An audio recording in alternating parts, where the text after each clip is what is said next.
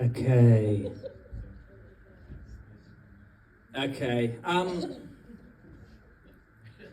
See, if God could call me anywhere, it would be right here. Or isn't that a cheesy, awful answer? I knew that was awful. I apologize. So, if you haven't been here regularly, if you've missed what's been happening, we have been reading the story of Exodus. And it's a story I think most of us know really well. I think most of us have known this, and I don't think that there's been too many surprising points in the story, because it's a story that's so famous in the church, so famous in history, so famous in Disney and all of that. Like, we know this story, and it's not too surprising. And yet there's also something, I think, about digging into stories that we already know and chewing on them and giving God room to speak that can actually bring so much freshness, so much challenge, and I think so much inspiration at different times. So often it's not actually the kind of the out there radical thoughts that really change us. I had a leader who used to tell me, if you ever preach something that nobody's ever preached before, it's probably heresy. I think so often we're looking for those moments, aren't we, that no one ever thought of this before, this has changed everything. And we think that those are the transformational moments. But what I've come to realize in my life is it's actually the simple, everyday steps of faith that we already knew that God then challenges us into afresh. Those are the ones that have the most power to really transform our lives. And that's been a little bit of this journey. And we're going to continue the story. And this is a story that's actually quite well known. We're going to go to Exodus 33. If you've got your Bible, you can jump there now. We've been through the bit where Moses was a baby in a basket. We've been through the bit where he gets sent away and has to escape Egypt. We've been through the bit where he's come back and there have been the plagues, parting of the sea. They've come to the wilderness. There's been battles. Moses has gone up a mountain. He's had this most incredible moment where he's been at the top of a mountain. God's given him the 10 Commandments. We've had that bit. He then came down the mountain and found the people that he's just rescued having some bizarre, strange golden calf worship experience. God's mad, he's furious. Moses is there trying to talk God down. And then we get to this point. This is Exodus 33, and we're going to read verses 12 through to 21. And it says this: One day Moses says to the Lord, "You've been telling me, take these people up to the promised land, but you haven't told me who you will send me with. You've told me, I know you by name and I look favorably on you. If that is true that you look favorably on me, let me know your ways, so that I may understand you more fully and continue to enjoy your favor. And remember that this nation is your own people." The Lord replied, "I will personally go with you, Moses, and I will give you rest. Everything will be fine for you."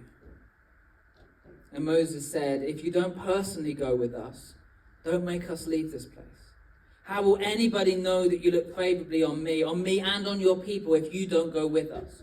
For your presence among us sets your people and me apart from all the other people on the earth."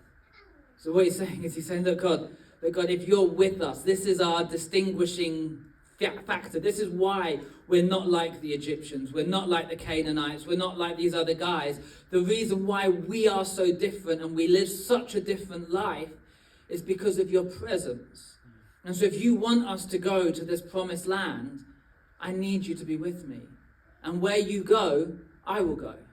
Where you step, I will step. But I need you here. The only way that this all works is if we're with you. The Lord replied to Moses, "I will indeed do what you have asked, for I look favorably on you, and I know you by name." Moses responded, "Then show me your glorious presence."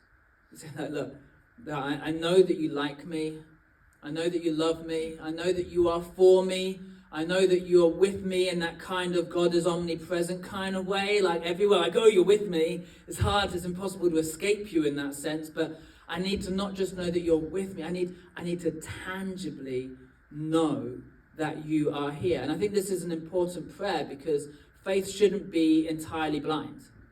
It shouldn't be abstract. It shouldn't be like, I just have no idea, but like, perhaps. And so I'm now going to bet my whole life on it, perhaps. I don't think that's how it works. Faith has to be based on something real. And so Moses is saying, God, I need to know. I need to know. And the Lord says, I will make all my goodness pass before you. And I will call out my name Yahweh before you. For I will show mercy to anyone I choose. And I will show compassion to anyone I choose. But you may not look directly at my face, for no one may see me and live. The Lord continued, look, stand near me on this rock. As my glorious presence passes by, I will hide you in the crevice of the rock and cover you with my hand until I pass by. Then I will remove my hand and let you see me from behind. But my face will not be seen. And then skip ahead, next chapter, jump into verse 28. It says, Moses remained there on the mountain with the Lord for 40 days and 40 nights. In all that time he ate no bread and drank no water. And the Lord wrote the terms of the covenant, the 10 commandments, on stone tablets. When Moses came down from Mount Sinai, carrying the 2 stone tablets inscribed with the terms of the covenant, he wasn't aware that his face had become radiant because he'd spoken to the Lord. And so when Aaron and the people of Israel saw the radiance of Moses' face, they were afraid to come near him. So Moses, in the Bible, Moses is considered to be the strongest leader, the greatest of everybody in the Old Testament. He was the man. He was the guy, the prince of Egypt. He was the one who had that first encounter, and he discovered that God had a name, and his name was Yahweh. He was the one who did that. He was the one who followed God even when he didn't have that confidence, when he was like, God, I don't think that I can do this. I don't think I can go back to Egypt. I don't think I can rescue them. I don't think I am enough. And he followed God despite that. He's the one who took the staff and he made it into a snake. He's the one who said, let my people go. And then they went, and Egypt has never really been the same since. He was the one who walked up to the seas and they parted before him. This guy could teach leadership seminars in any university, on any platform in the world. 5 steps beginning with C, how to part the sea and lead people into a new tomorrow. He was the ultimate guy. Incredible leader. He always seemed to know the right thing to do. He always seemed to know what would lead his people forward, both physically and emotionally. He was the one who was like, I'm going to get them there, whether they want to or not. We will have a better tomorrow. The guy was a hero. Yeah. And yet here, at this story, there's something that's gone wrong. Because he went up the mountain, and when he came back, he found that what he thought was solid was actually a little bit more like a house of cards. It wasn't quite as stable. It wasn't quite as strong as he thought it was. And the people who had come so far with him, who'd been part of that journey the whole time, weren't quite as together as he thought that they were. And there's this real sense in this passage right at the start that Moses is standing there with God, looking at how far he's come and saying, I just don't think I can do this, God. I thought I was doing well. I thought it was all right, but I just don't think I can. I thought they would be further on. I'm not sure that I've got what it takes. And I think that in some way, at some level, that's a question that every single one of us asks in our lives. Do I have what it takes?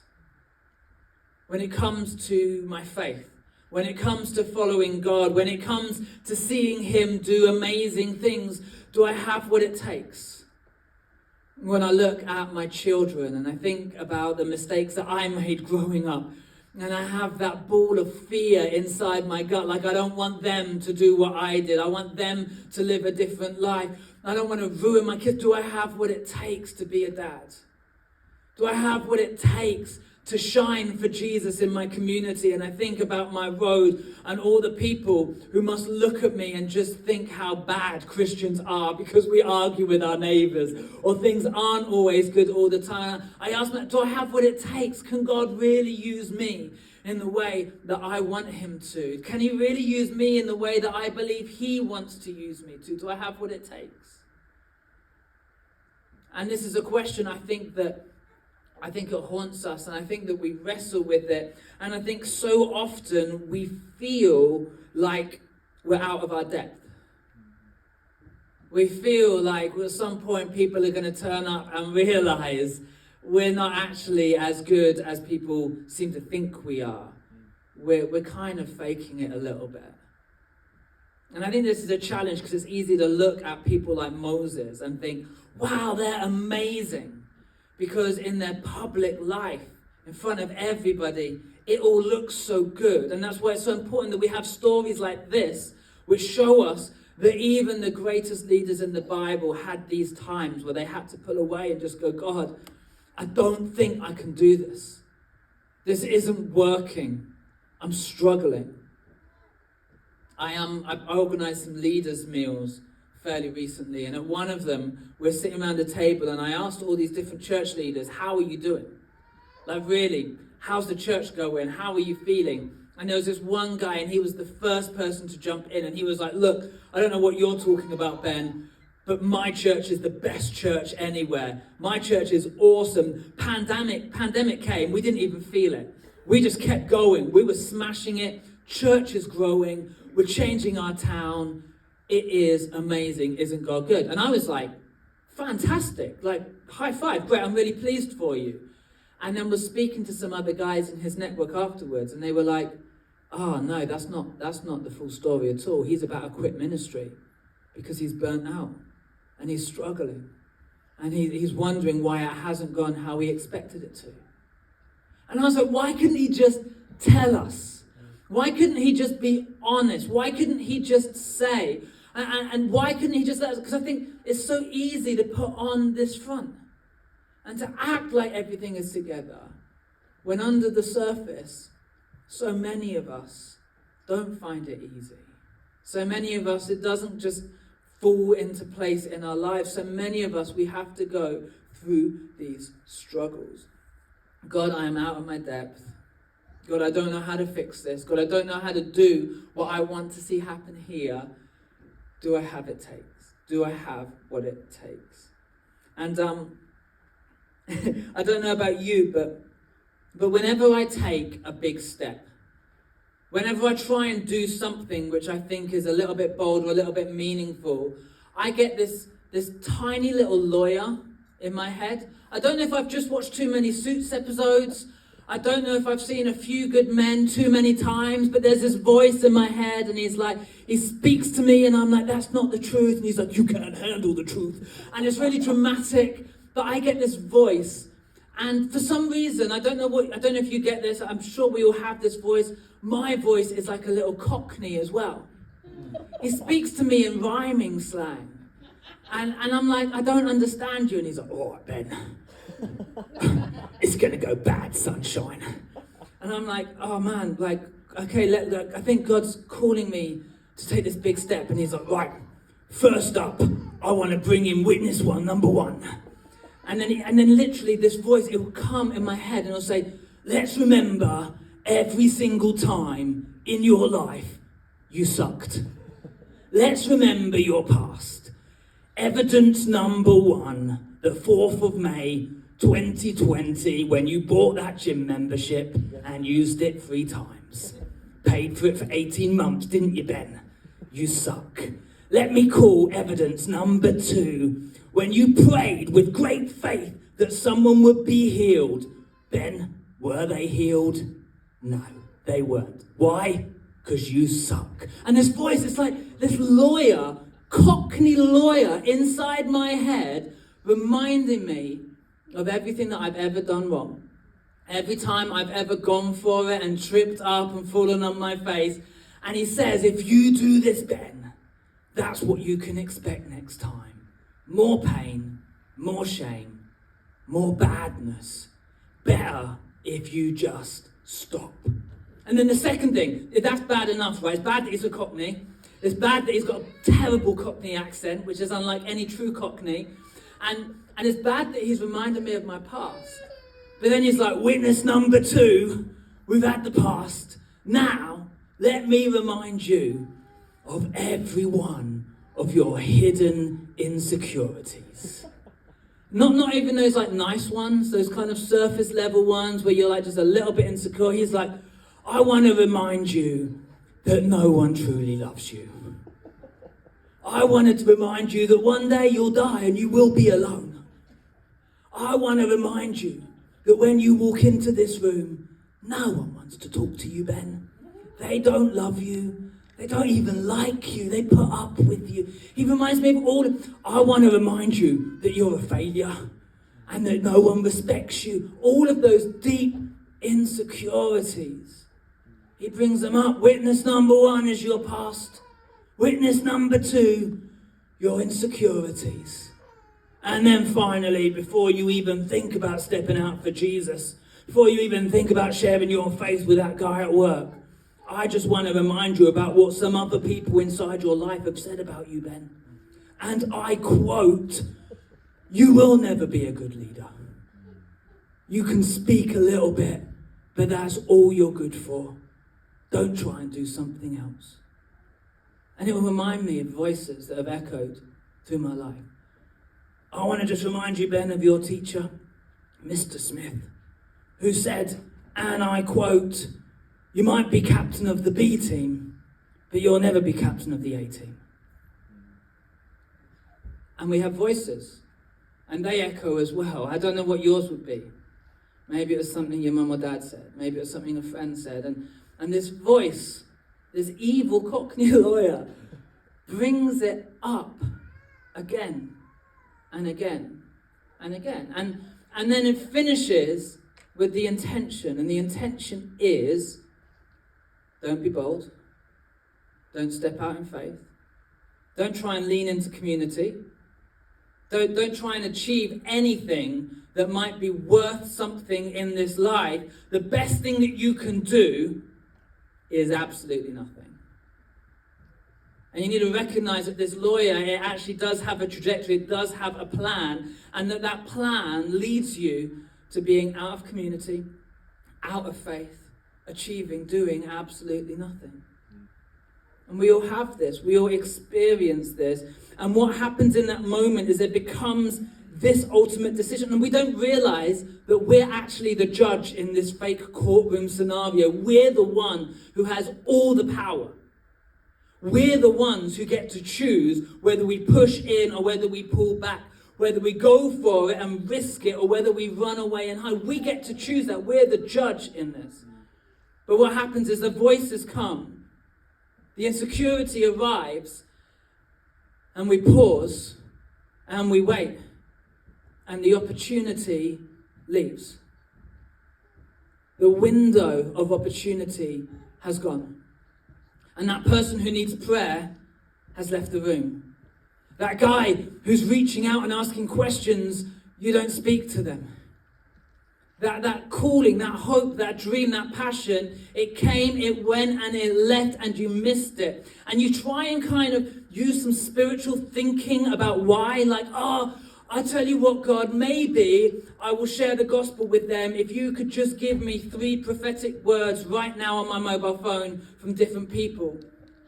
If you do that, then I'll know you want me to do it. We create these excuses and these reasons to delay, to push away, and we miss the very thing that I think that we long for, which is to walk hand in hand with God, which is to see him do more through our lives than we ever could have on our own. I think this is what Jesus talks about in John 10:10 when he says, I came that you'd have life and life to the full, to abundance. That word life to the full is not just like parties every day. It's living the kind of life that you never could have lived by yourself. And we miss it.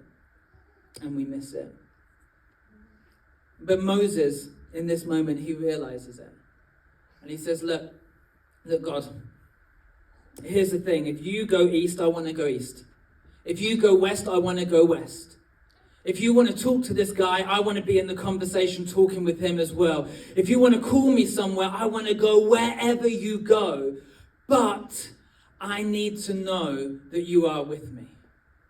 You see, what Moses has realized is that there is an incredible boldness and there is an incredible confidence that comes when you know that you belong.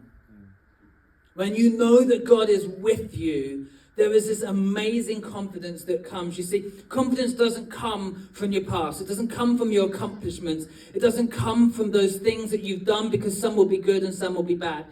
Confidence shouldn't come from your crew. It shouldn't come from what everybody says about you, because sometimes they'll love you, sometimes they won't. You'll go up and down. Confidence comes when you realize that you're walking hand in hand with the very one who breathed life into those people. And to the very one who took the sand, took the mud, and created out of nothing everything. Everything. And so because you walk with the God who flung the stars in the sky, there is no vision, there is no dream, there is no hope, there is no situation which is outside of your depth. Because you walk with God. And so Moses has learned this lesson. See, Daniel shared a few weeks ago about Moses going to the burning bush and God being there and God saying, Moses, I want you to go to Egypt and you're going to rescue them. What did Moses say? No, I am not enough. I don't have what it takes. I can't do this. And now a few years later, he's feeling the same way, and yet his question is completely different. He's no longer looking at himself and saying, have I got what it takes? He's looking at God and saying, I know that you have what it takes. So the question isn't whether I can do this or not. It's where are you? And how do I walk step by step with you?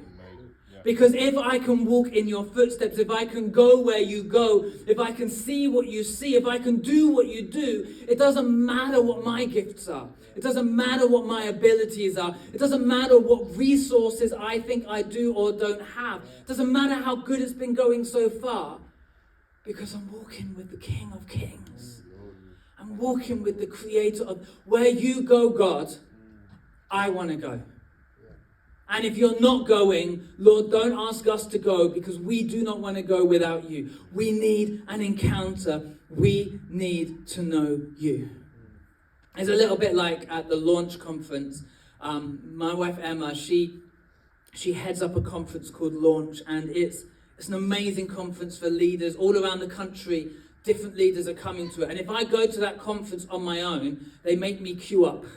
I have to wait in line. They make me go with the normal people for the coffees. And I sit in the back and the worship and I experience it and it's all right. But when I turn up at the launch conference and I'm with Emma, oh my goodness, I'm treated like royalty. We cut the queues. We get the really good coffee. We get to go in the green room with all of these amazing speakers, and I'm starting to meet people. But here's the thing, I don't get to do any of that based on my own strengths, based on my own criteria, based on my own accomplishments. I get access because of who I walk with. And this is what Moses realizes. You see, God will lead you into rooms that you never could have got into by yourself because of who you're walking with. God will make things happen faster than they ever could have happened in their own way. Why? Because of who you're walking with. God will lead you to relationships. He'll lead you to opportunities. He'll lead you to resources. He'll lead you to favor. He'll lead you to blessings. He'll lead you to battles and challenges. But he will lead you into the most incredible places where you will experience what you never deserve to experience. You'll receive what you never deserve to receive. You'll meet who you never would ever have met. Why? Because you prayed like Moses. God, where you go, I want to go. As you step, I want to step. I want to be with you. Do you have what it takes? As your leader, as a pastor, I think the most pastoral thing that I can tell you again and again and again is no. You do not have what it takes. But you have Jesus. And in Jesus, you have the full resources of heaven alongside you in every situation. Take your eyes off yourself. Take your eyes off your ability. You're never going to be a perfect parent. You're never going to be a perfect employee or a perfect boss. You're never going to smash every relationship, but you do not have to, because you have Jesus. I want to walk where you walk. This is the genius of Moses. Moses is confident and he is bold in his pursuit of God, so that he can be confident and bold in his ministry outside of that room. And this is the thing that we miss with confidence. I think a lot of the time we think about confidence as being like hair color. You know, some people are blonde and they're just born blonde and that's their hair color, and I'm not. And so that's how it is. We think about confidence a little bit like that, like an inherited trait. Like there was the one kid at school who was super brash, super confident, and that was just who they were. But Moses realizes that's not how confidence works at all. He realizes that confidence actually is a little bit like coffee. The first time you drink it, it's not that nice. Second time you drink it, it's a little bit better. And then by the time you've had 5 cups, you love coffee. Confidence is like that.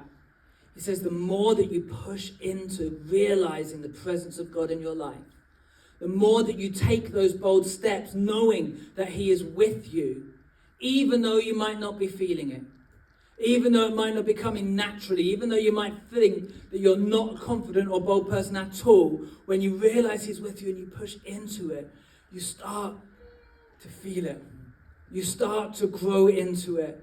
You start to realize, wow, if God can do this, then he can do that. If God can take this failure and somehow make it amazing, then look at how good I can fail next time and how he can use that. If God can be with me here. And so he realizes that we can lean into this again and again and again. And so Moses reaches out to God. He says, look, Lord, this isn't how I wanted this story to be at this stage. I thought we'd be doing better. If you want me to keep leading this, if you want me to keep going, if you want me to keep pushing in, I will. But I have to know, tangibly, I have to know that you're with me. And what's fascinating is that God says yes and no. Yes and no. He says, look, I get this, Moses. I understand why you're asking this. I understand this feeling. And so, yes, I'm going to reveal myself to you in a way that you absolutely need me to. And maybe this is the word that you need today. Maybe this is everything that you needed to hear. Maybe this is what God wants to say to you. That you've got areas of your life where you just know you're not being as bold. You're not being as courageous. You're not going for it in the way that you know that you could or should. And maybe what God wants to say to you today is, if you seek me, I will reveal myself to you in a way that will give you hope, in a way that will give you confidence, in a way that will show you who you really are and what I can do through you. God says to Moses, yes, I will absolutely give that to you. But then he says, but I will not show you my face. I'll reveal myself to you. I'll show you my goodness, but I will not show you my face.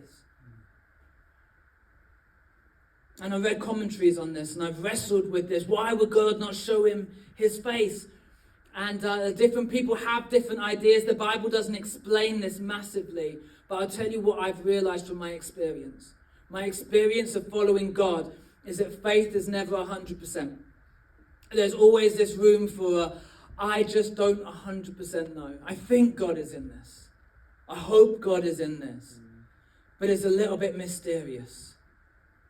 And when you follow God, he will reveal himself to you. He will reveal his goodness. But he will also always have a part of himself which is mysterious.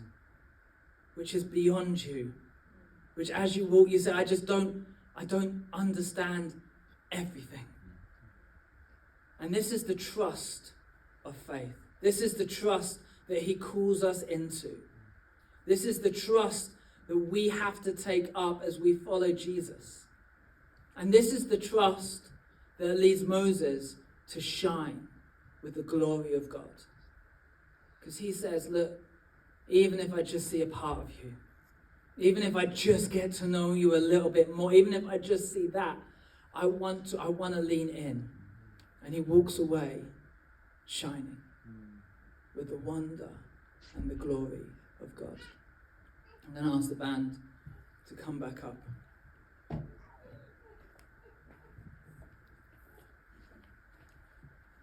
About 1,500 years later, there's another guy called Paul.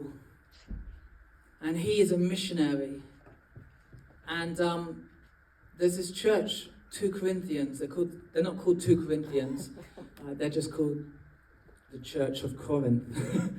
And they get in touch with Paul and they're like, hey, Paul, we know that you started this church. We know that you brought the gospel, but there's these other guys and they call themselves the super apostles, which, just for a second, that is a fantastic name. And I might be changing my business card now to Ben Jeffrey's super apostle. I love that. I think that's good marketing. But they've turned up and they've said, we're super apostles and we want to know why you think this Paul knows what he's talking about. Can you send us like his CV? Can you send us some references so that then we can check that Paul is legitimate? So Paul, who started the church, Paul, who brought them the gospel, Paul, who's this amazing first missionary of our faith, he is there and he's being confronted by people who are asking him this very same question. Paul, are you enough? Paul, are you qualified? Paul, do you have what it takes? And there will always be people in our lives who say, can you do that as a woman? You're too old. You're too young. You're too broken. You're too divorced. Your past is too messy. I want to check your CV before I allow God to do what you think he wants to do in your life. And there will always be these people who come and they say, Paul, I need to check your credentials. And Paul, he points back to this story. And he says, do you remember Moses? Do you remember when he didn't feel like he was enough? Do you remember when he was feeling insecure, when he was feeling at his lowest? He says, do you remember Moses? He shone with the glory of God. And he had to wear this veil. They put a veil over him because he was so ashamed that as the glory left him, he was embarrassed. And he said, that's exactly what these guys are doing right now. He says, they're looking at us, asking us if we're qualified with some paper document. He says, my qualification doesn't come from me. It comes from the presence of God in my life. And if you want to know whether God is with me, all you have to do is look. Look around me. He says, look at the fruit. Look at the goodness. Look at the hope. Look at the healing. Look at the salvations. Look at your lives. Look at what God is doing in you. If you want to know if God is with me, you should be able to see it because God is moving and God is real and God's presence should be tangible. He says, so I don't need a letter. I don't need somebody to write on my behalf. I have the presence of God and that is all that I need.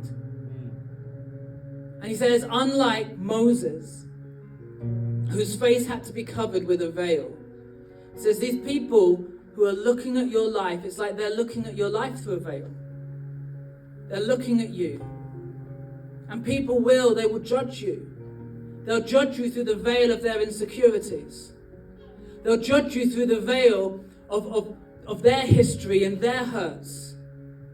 They'll judge you through the veil of their pride, that they wanted to be what you're doing. They'll judge you through their veil of limited thinking.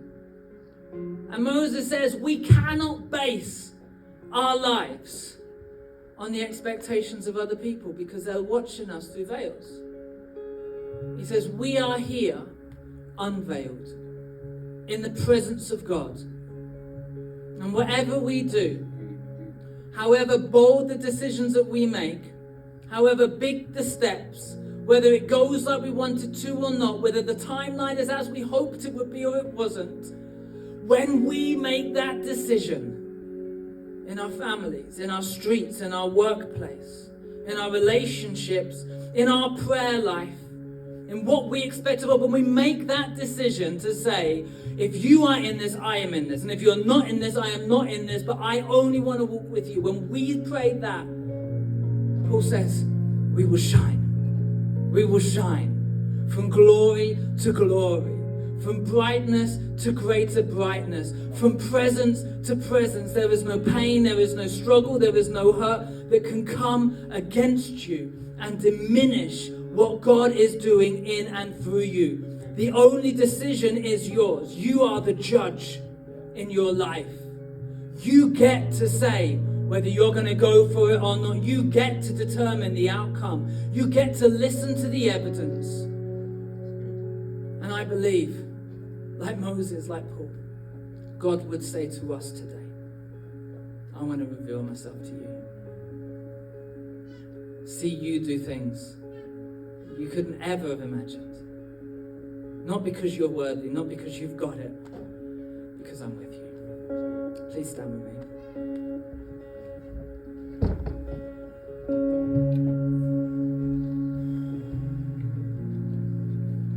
If you're here today and you don't feel like you're enough, I get it. If you're here today and life hasn't gone as you wanted it to, if you're here today and there's battles, there's struggles, there's dreams, there's hopes, and you look at them and you're like, hey, this is beyond me. God is with you. Jesus is Emmanuel. He is present. And he's omnipresent. But I believe today you can get ready for God to do something because of his presence. So I just want to pray. I want to pray that you would this week know God in a tangible way. That you would know him in a true way. That you would know him in a way that changes and informs everything else around you. In the name of Jesus. Amen.